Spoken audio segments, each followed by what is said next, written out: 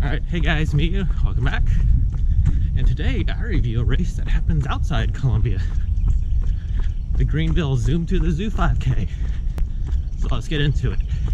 So Greenville has a zoo, just like Columbia. And for the last 2 years I have run the Columbia Zoo's run. About 2 months ago we got word that Greenville Zoo was doing a 5K. So we were very interested to see how these two would compare. Check out Timberland Trail. So we bought 2 entries into the Greenville's Zoom to the Zoo 5K, and we bought one for Tori so she could do the children's fun run. Since Greenville's about 90 to 100 miles from Columbia, we'll just drive up. There's a tour group on the bridge. Excuse me. Oh, excuse me. Hey, good morning. So about 2 weeks prior, we were getting emails about race information. I think one of the emails had the course info, the race course layout, and the rest of the emails talked about packet pickup. Now, obviously, I'm not going to drive all the way up to Greenville, pick up my race packet, and then drive back the next day for the race. But if I was to go up there, I would have picked up my packet at Fleet Feet. So morning of the race, we go up, we leave at 5 a.m. We get up there at 7 to the Greenville Zoo, get a race packet. Race packet included a nice tech shirt, our bib obviously, flyers from one of the sponsors, their local hospital, 3 things advertising upcoming events for the Greenville Zoo, to include their brew at the zoo, and if the Greenville Zoo does it, like the Riverbank Zoo, that'd be a good event. They have a local concert happening up there, and then they had a flyer for all the kids events or kids camps that would be happening up there. And finally, the packet included free admission for one person to get into the zoo. So for 25 bucks, between the tech shirt and the zoo admission price, it was definitely worth going, which made the course itself icing on the cake, at least before the race. 8 o'clock, the children's fun run took off. Tori stuck herself in the front and ran like one of Meatloaf's songs, or one of Meatloaf's albums. She was bad out of hell, if you're too young to get that reference. But they announced over the speakers that over 200 children were participating in this event alone. And they definitely ran the gamut. I mean, literally. You had sprinters in the front, you had your mid-pack, you had your slow joggers, you had your walkers, and then you had a couple of parents carrying their kids, literally carrying them over their shoulders across the starting line, because their kids looked like they were still asleep, which I found funny. At 8:15, our race took off, the 5K, and I learned right beforehand that over 1,100 people registered for one of those 2 events, either the 1 mile or the 5K. And once when I crossed the finish line, I saw it was close to 900 people had participated in the 5K, but we'll get more into that later. I usually start in the back, the far back. Didn't do it this time. Stood next to my wife, because while she was in the back, she was in front of the dozen or so jogging strollers that were out there.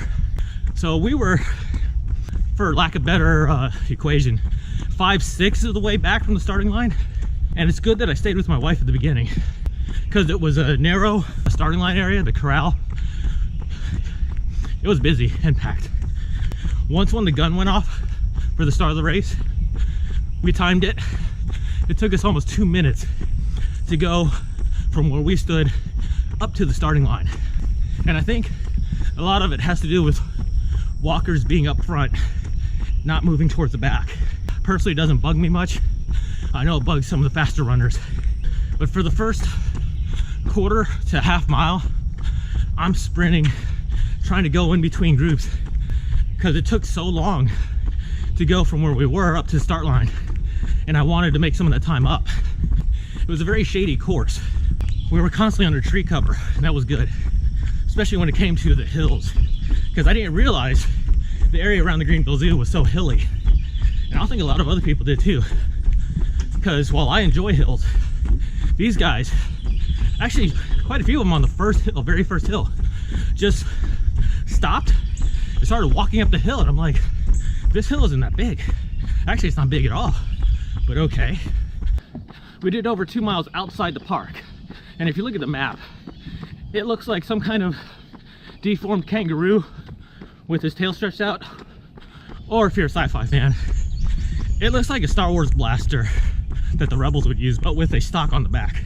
Yes, made that reference. Looking at Strava, we got to the entrance of the zoo about 2.5 miles in of the 5K, and the Greenville Zoo is smaller than the Riverbank Zoo. People complain about how we don't have enough animals at Riverbanks. Greenville is definitely working with what they got. On the plus side for them though, they have several animals out on display that Riverbanks doesn't have. And I don't remember seeing down in the Atlanta Zoo, which is much bigger than both of them combined. At the top of one of the hills, 2 vultures on display in their little enclosure area, spreading their wings like, good morning, we're kind of here to cheer you on, but we're also going to discourage you from coming near us. The lemurs were pretty loud too. We heard them before the race, and I heard them after. But we got through the course, like I said, very hilly. Now, 2 things that did irk me out on the course were the lack of water stations. There were 0 water stations out there. And even at the finish line, there weren't volunteers handing out water bottles. That's just something I'm used to. Or if there's not volunteers at the finish line handing it out, the water's right there at the finish line for you to just pick up off the table. We actually had to walk like, I'll say 100 meters to the refreshment tent or shelter. It was a picnic area, and grab our water there. But besides the water, they did have plenty of food. Could have had your apples, bananas, oranges, all sorts of types of muffins. There's a snack that looks like the Hostess pies, but a little mini size. Had pretzels. But yeah, definitely could have used water on the course, even if it was just 1 water station like the halfway point. That would have been really nice. Because while I can do a 5K or 4 miles without any water, I'm normally not trying to go fast, so the water would have been good.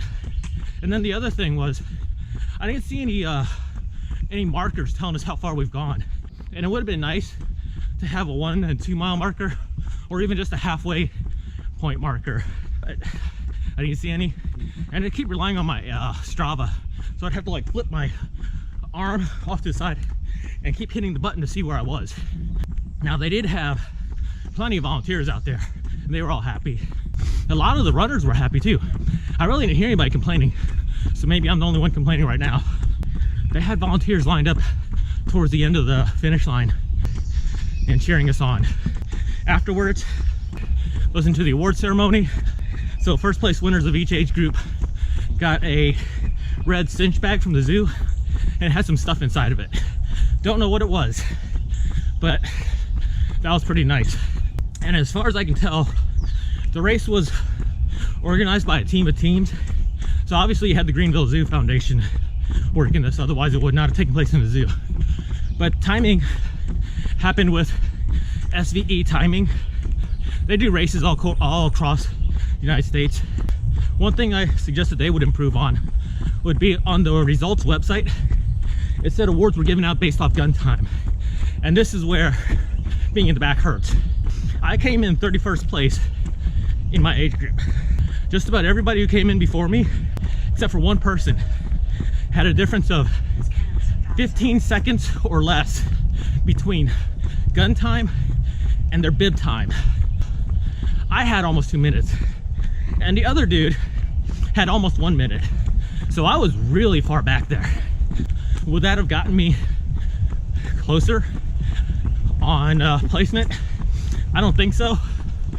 But if I was a fast runner, I think I would have been screwed out of getting in the top 10. It's getting ready to rain. I gotta push this because I don't have the cover on the side of the GoPro. So besides the Greenville Zoo Foundation and SVE timing, the Greenville Track Club helped put this on. The race had a lot of sponsors too. I think that helped attributed to the big turnout. if I'm in the Greenville area again around that time, sure, I'll do the race. When it comes to zoo runs, for now, I'm gonna stick with the Riverbank Zoo. The Greenville one was good, but it wasn't worth me getting up at 5 a.m., drive 2 hours, and then have to come back. Family commitments, high school graduation, all that good stuff. All right, it is now raining on me. So if you did the race or you get any suggestions, comment down below. If you like what I do, go ahead, hit the subscribe button, like this, share it. Let me know, because I do like doing running reviews, just not always in the rain. All right, till next time, bye. Man, bugs really like my hair today.